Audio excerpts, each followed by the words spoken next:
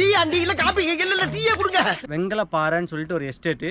10th லீவ்ல போனோம் எங்கள் பெரியம்மா வீட்டுக்கு. இடையில 2 ஸ்டாப் போட்டாச்சு.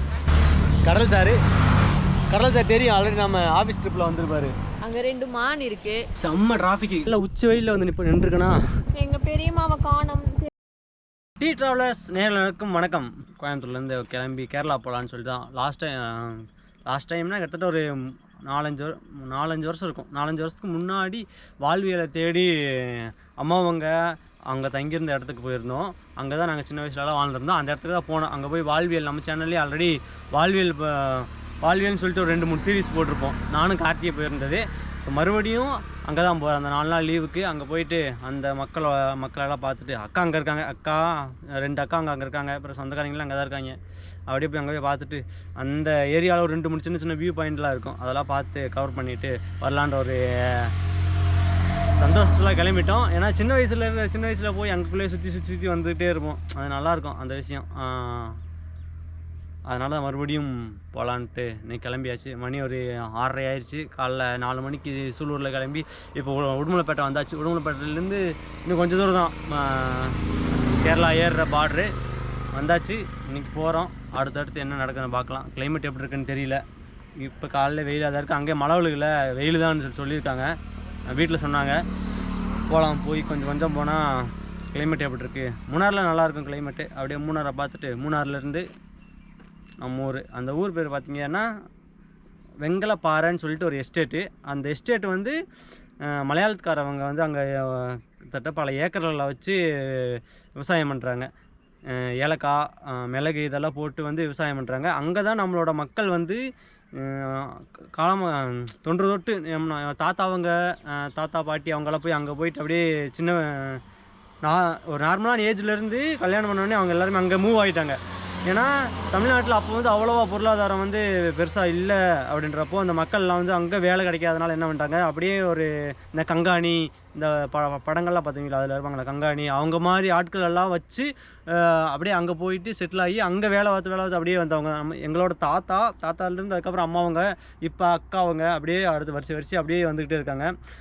அங்கே கிட்டத்தட்ட சின்ன எஸ்டேட்டாக இருக்கும். கேரளாக்காரங்க, தமிழ்நாட்டிலேருந்தே தேனியில் கம்பத்துலேருந்து ஒருத்தரை போய் அங்கே எஸ்டேட் வாங்கி அங்கே இருக்காரு. அங்கே தான் அப்பா வேலை பார்த்துட்டு இருந்தார். அதுக்கப்புறம் அப்பா வேலை பார்த்து அங்கேருந்து தமிழ்நாட்டுக்கு வந்துட்டார். அம்மா மட்டும் கேரளா எஸ்டேட்டில் வேலை பார்த்துருந்தாங்க. அந்த எஸ்டேட்லேயும் இப்போ அம்மா அங்கே வேலை பார்க்கல. என்னோடய கல்யாணத்துக்கு அப்புறம் அந்த வேலையை ரிசைன் பண்ணிவிட்டு அங்கேருந்து எழுதி கொடுத்துட்டு, அந்த வேலையை அண்ணனுக்கு எழுதி கொடுத்துட்டு அங்கேருந்து அப்படியே அம்மா ஊருக்கு வந்துட்டாங்க. இப்போ அந்த இடத்துல இருக்கிறது அக்கா, மாமா, அப்புறம் இன்னொரு அக்கா, மாமா 2 பேர் மட்டும்தான், 4 பேர் மட்டும்தான் அங்கே இருக்காங்க. அப்புறம் நம்ம இடமும் அங்கே தான் இருக்குது. அப்படியே நம்ம இடத்த பார்த்துட்டு அப்படியே அம்மா அப்பா வாழ்ந்த இடத்தையும் நல்லா சுற்றி பார்த்துட்டு அக்காவும் கூட 2-4 நாள் தங்கி இருந்துட்டு சுற்றி பார்த்துட்டு வர போகிறோம். இன்றைக்கி நானும் என்னுடைய மனைவி, வீட்டுக்கார அம்மா 2 பேர் தான் போகிறோம். அவங்க தான் வீடியோ எடுத்துக்கிட்டு இருக்காங்க. அடுத்தடுத்து அப்டேட்டுகள் இந்த சீரீஸில் வந்து இந்த ட்ராவலில் வந்து ஒரு 2-3 சீரீஸ் வரைக்கும் வரும். இன்னும் அங்கே இருக்க மக்களோட வாழ்வியலை கொஞ்சம் பார்க்கலான்ற ஒரு ஐடியாவில் போகிறோம். என்ன செட் ஆகுதுன்னு தெரியல. ஆனால் அங்கேருந்து ஒரு வியூ பாயிண்ட் 4-5 வியூ பாயிண்ட் இருக்குது. அந்த வியூ பாயிண்ட்லாம் பார்ப்போம். கண்டிப்பாக அடுத்தடுத்த அப்டேட்டுகள் வரும். ஓகே, வாங்க போகலாம். அவர் போய் 3 வருஷம் ஆகுது. நான் போய் ஒரு 7-8 வருஷம் ஆகும். 10th லீவில் போனோம் எங்கள் பெரியம்மா வீட்டுக்கு. அதுக்கப்புறம் போகவே இல்லை. ஸோ அது தூக்கமே வராது. அங்கே போகிறோன்னு நினச்சோம்னா ஒரு எக்ஸைட்மெண்ட்டாகவே இருக்கும். எனக்கு நேற்று தூக்கமே வரலை. அது எப்படி சொல்கிறது, பழைய மெமரிஸ்லாம் வரும். நல்லாயிருக்கும், போய் பார்க்கலாம். கேரளா போகிற இடத்துக்கு முன்னாடி அப்படியே சாப்பிட்டு போயிடலான்னு சொல்லிட்டு ஒரு கடையை நிப்பாட்டி வச்சு, நல்ல ஒரு வீடு ப்ளஸ் கடை இங்கே தங்கியிருக்காங்க. வெளியே கடை வச்சு அப்படியே நடத்திட்டுருக்காங்க. நல்லா சுட இட்லி.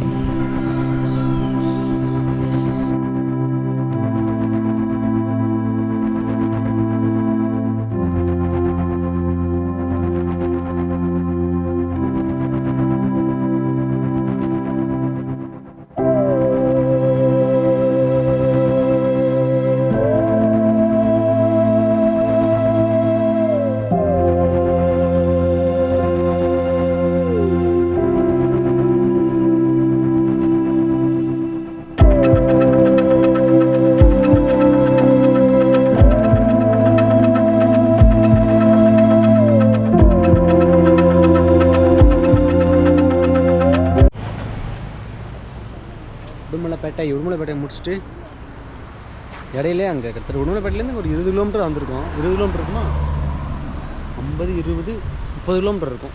30 கிலோமீட்டர் வந்தாச்சு. இடையில 2 ஸ்டாப் போட்டாச்சு. 2 ஸ்டாப் போட்டாச்சு. முடிச்சுட்டு இதில் ஒரு சர்ப்ரைஸ் என்னென்னா, ஸ்பெஷல் நம்ம கடல் சார் வந்து கூட வந்துட்டார் சர்ப்ரைஸாக தேவானனுக்காக. மகாபிரபு நீங்க இங்கே வந்துட்டீங்களா? கடல் சார் தெரியும், ஆல்ரெடி நம்ம ஆஃபீஸ் ட்ரிப்பில் வந்திருப்பாரு. விஜய் மாதிரி வருவார் ஆள், 2 பசங்களை வச்சுட்டு. அக்கா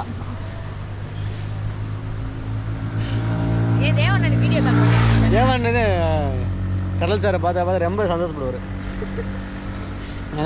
வேற பக்கம் பிளான் பண்ணியிருந்தேன் இன்னைக்கு. எங்கே உடுமலைப்பேட்டை வந்து மைண்டு மாறிச்சு. உடுமலைப்பேட்டிலேருந்து எங்கே போனீங்க? நான்லாம் 5 நாள் லீவ் விட்டா சின்ன பிள்ளைகளை ஏமாற்றி ஊரில் விட்டுட்டு அவர் வாட்டுக்கு ட்ரிப்பு கிளம்பிடுறாரு. போன டைம் அப்படியே சின்ன பிள்ளைகளை ஊரில் விட்டுட்டு கிளம்பிட்டாரு. இப்போ கிளம்பிட்டார். திடீர்னு நாங்கள் உட்காந்துருக்கோம், திடீர்னு ஒரு என்ட்ரி, விஜய் மாதிரி ஒரு என்ட்ரி கொடுத்தாரு அண்ணன்.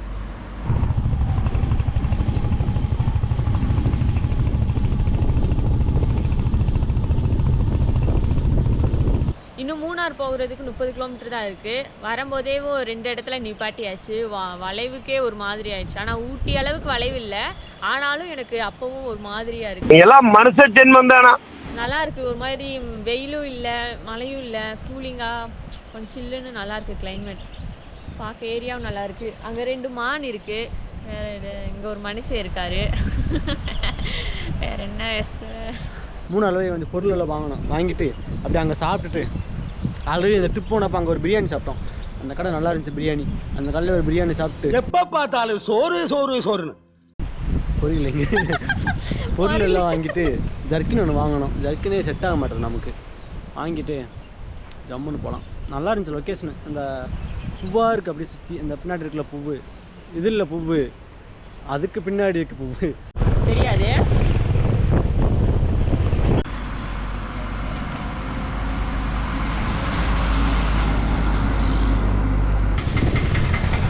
அங்கே மூணாறுலேருந்து நாங்கள் இப்போ ஒரு 3 கிலோமீட்டர் தள்ளி வந்துட்டோம்.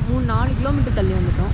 4 கிலோமீட்டருமே டிராஃபிக்கு. நீங்கள் அங்கே வர பார்த்தீங்கன்னா இன்னும் ஒரு 5-6 கிலோமீட்டர் வரைக்கும். மூணாறுலேருந்து கிட்டத்தட்ட வீட்டுக்கே 1 மணி நேரம் தான். ஆனால் இப்போ வந்ததே 1 மணி நேரம் ஆயிடுச்சு. இன்னும் வீட்டுக்கு போகல. இன்னும் வீட்டுக்கு போக 3/4 மணி நேரம் இருக்குது. செம்ம டிராஃபிக்கு. கிட்டத்தட்ட 7-8 கிலோமீட்டர் பக்கமாக செம்ம டிராஃபிக்கு. சரியான டயர்டாகிடுச்சு. கையெல்லாம் வண்டி அழுத்தி கையெல்லாம் வலி எடுத்து பசியும் வந்துருச்சு. சரி, அதுக்கு தான் இதெல்லாம் தெரியும் இந்த மாதிரி பிரச்சனைலாம் ஆகும்ட்டு. அதனால் அங்கேயே ஒரு கும்புன்னு மூணாரில் லாஸ்ட் டைம் சாப்பிட்ட இடத்துல ஒரு ஜம்முன்னு ஒரு பீஃப் பிரியாணி வாங்கிட்டு கொண்டு வந்தாச்சு. வந்து அப்படியே ஜம்முன்னு சாப்பிட்டுட்டு அப்படியே போகலான்ட்டு ஒரு இடத்துல நல்ல ஒரு லொக்கேஷன் நிப்பாட்டோம். பக்கத்துலேயே ஒரு அருவி, கீழே தண்ணி வந்துக்கிட்டு இருக்குது.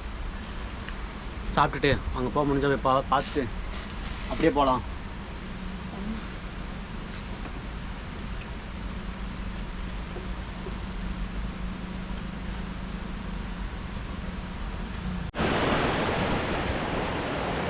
இந்த இடத்துல தான் சாப்பிட்டோம்.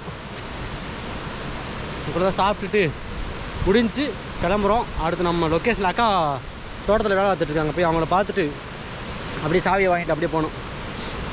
நல்லா உச்சி வெயிலில் வந்து நின்றுருக்கேன்னா, இதுதான் நம்ம எஸ்டேட்டுக்கு பக்கத்தில் ஒரு சின்ன வியூ பாயிண்ட்டு.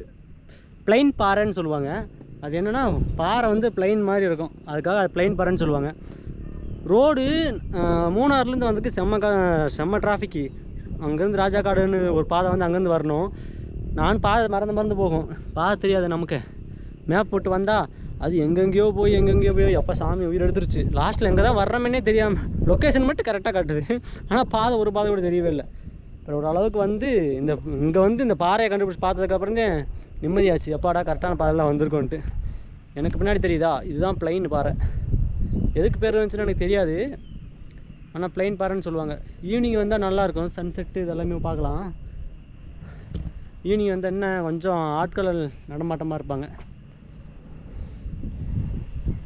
பெருசாலாம் ஒன்று இருக்காது, நார்மலாக ஒரு சின்ன வியூ பாயிண்ட்டு. ஒரு என்டர்டைன்மெண்ட்டுக்காக பசங்க சின்ன வயசில் ஒரு என்டர்டைன்மெண்ட்டுக்காக இங்கிட்டு வருவோம் விளையாடுறதுக்கு. அதுக்கெல்லாம் அப்படியே அங்கேருந்து இங்கே வருவோம். எஸ்டேட்லேருந்து நடந்து வருவோம். நல்லாயிருக்கும். பாருங்க இதான் நான் நிற்கிறது பாறை. இங்கேருந்து அப்படியே இங்கே ஒரு சிலுவை இருக்குது.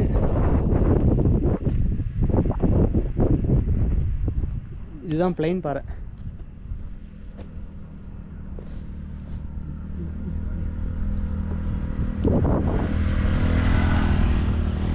இதாக இருக்குல்ல பிளைன் மாதிரி போதா, அதனால தான் இது பிளைன் பாறை. பிளைன் பாறை.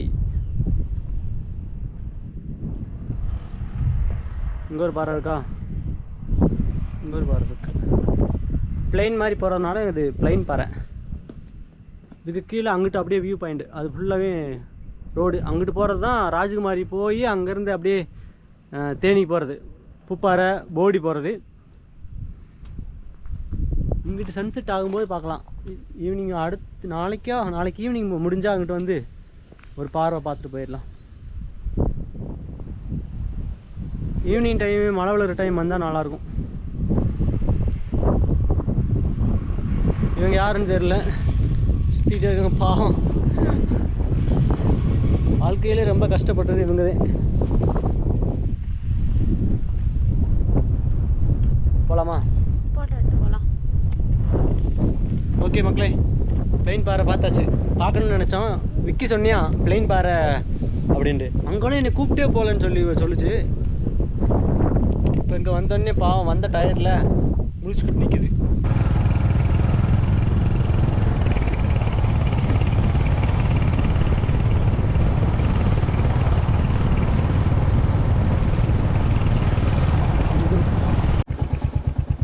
எங்கள் பெரியம்மாவை காணோம், தேடிக்கிட்டு இருக்கோம்.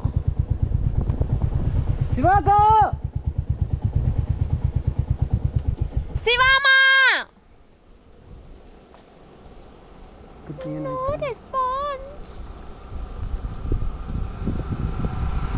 எல்லாரும் எங்களை பைத்திய மாதிரி பார்த்துட்டு இருக்காங்க. சிவா,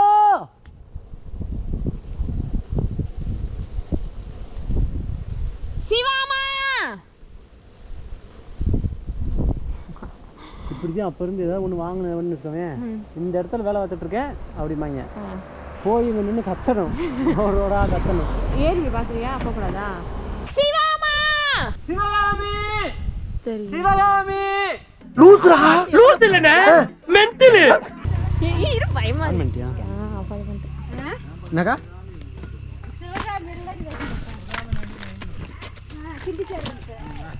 அவர் ஹிந்தியா நினைச்சு நெய் இங்கே வருங்க என்கிட்ட.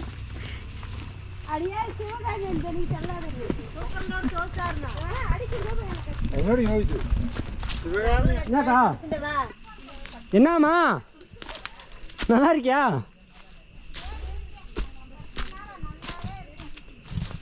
சாப்பிட்டியா? நல்லா இருக்கியா? நல்லா இருக்கேன். எங்க அவ வந்தல வண்டியில் வந்து எவ்வளோ நேரம், அரை மணி நேரமாக கத்திக்கிட்டு இருக்கேன். கத்துனாலும் இங்க மோட்டர் அடிச்சு கேட்காது. சரி, என்ன செஞ்சுக்கிட்டு இருக்க? நல்லா இருக்கியா? நல்லா இருக்குமா. உங்க அம்மா என்ன செய்யுது? அம்மா ஊரில் இருக்கு. நான் இங்கே கோயம்புத்தூர்லேருந்து அப்படியே வந்துட்டேன். ராமு தாய் இங்கே தான் உட்காந்துருக்கு. வாயை திறந்து பேச மாட்டீங்களா? வீடியோ எடுக்கறாப்ல. எதுக்கு? வாயை திறந்து பேச மாட்டீங்களா? அங்க இருந்து கட்டிட்டே தான் வந்தேன். நான் இங்கே ஒரு ஆளே உட்காந்துருக்கேன். நான் அத்தை கூப்பிட்டு எனக்கு கேட்கவே இல்லை சுத்தமா. நீ இப்படி வச்சிருந்தா பேசு. இது வீடியோ பிடிச்சிச்சு. இல்லைம்மா, நாங்கள் 2 பேரும் கோயம்புத்தூர்லேருந்து வரோம். ஊருக்கு போலையா நீ? ஊருக்கு போகணும், பொங்கலுக்கு போகணும், இந்த தீபாவளிக்கு போகணும். போயிட்டு அக்காவங்களை பார்க்க வந்தேன். பார்த்துட்டு இப்படி போகல, மறுபடியும் அங்கே போயிடுவேன். போய் 1 வாரம் தானே. சந்தோஷமா இருங்க எல்லாருமே. முட்டை மாதிரி இருக்கு. பள்ளி முட்டை. நான் எப்படி குண்டா சொல்லுவான், முட்டையா முட்டையா? அப்படியே தான் இருக்கணும். இது என்ன முட்டை? அது நல்ல மிட்டாய் சாப்பிடுங்க. எத்தனை கடைசியில என் தம்பி, என் கூட பிறந்த தம்பி எனக்கு முட்டாய் கொடுத்துட்டு என் மகளை கூட்டு போகுது. அவ்வளவுதான். மகளோட வேலை முட்டாய். பார்த்து போமா தாய், என்னை இழுத்துட்டு போகாது.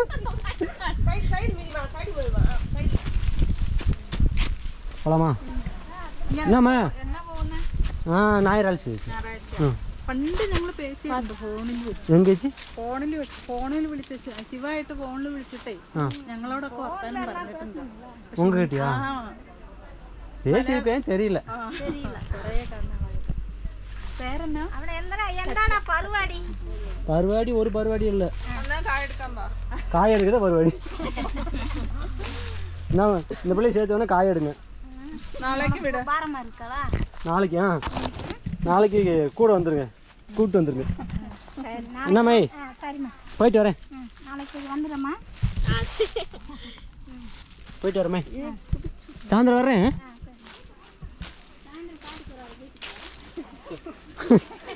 வீட்டுக்கு வருவேன்.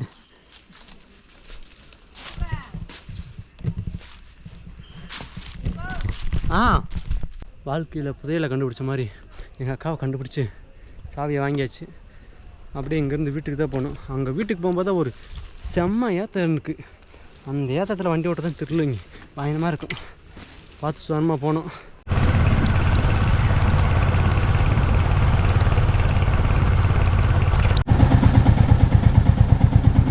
இன்னும் கிட்டத்தட்ட ஒரு கிலோமீட்ரு.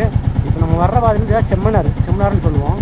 இங்கேருந்து மேலே போகிறதுக்கு ஒரு கிலோமீட்டர் 1.5 கிலோமீட்டர் இருக்கும். ஆனால் செம்ம ஏற்றம் பயங்கரமாக இருக்கும். இப்போ அந்த பாதையில் தான் போக போகிறேன். பைக்கில் ஃபாஸ்ட்டாக போகணும். ஏன்னா ஆப்போசிட்டில் வண்டி வந்துச்சு அப்படின்னாலும் தெரியாது, வண்டி வர்றது எதுவுமே தெரியாது. அதனால் நம்ம தான் ஃபாஸ்ட்டாக போய்க்கணும். நீங்களும் பாருங்கள் அந்த எக்ஸ்பீரியன்ஸ் எப்படி இருக்குதுன்னு சொல்லிட்டு.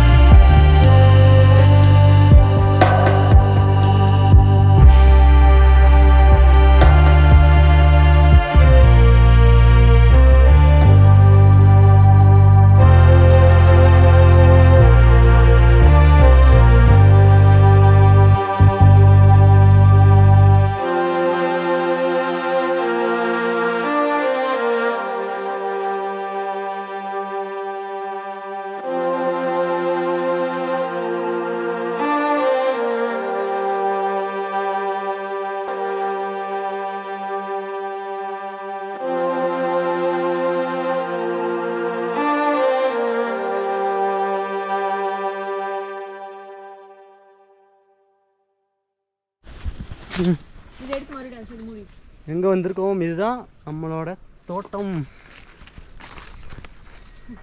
இதான் தோட்டம். வண்டி எங்கேயோ போட்டாச்சு. சரி போயிட்டு வந்துட்டு மீதியை பார்த்துக்கலாம். எது எடுத்து விடு. என்ன கேட்டு அது? நம்ம தோட்டத்தை போயிட்டு வந்து பார்க்கலாம். வீட்டுக்கு போய் ரிலாக்ஸ் ஆகிட்டு நல்லா ஈவினிங் போல் வந்து பார்க்கலாம். ஓரளவுக்கு வந்து ஒரு 10 மணி நேரத்துக்கு அப்புறம் ஒரு இடத்துக்கு வந்து ரீச் ஆகிருக்கும். 5 மணி நேரத்தில் வந்து ரீச் ஆகிற இடத்த 10 மணி நேரத்தில் வந்து ரீச் ஆகிருக்கும். தூக்கு வா. ஓகே மக்களே, ஃப்ரெஷ் ஆகிட்டு அப்புறம் பார்க்கலாம். பாய். உள்ள மறைஞ்சிருக்கா? இதுதான் சிவகாமி வீடு. ஸ்டெப்ஸில் எப்படி இருக்கு பாருங்க.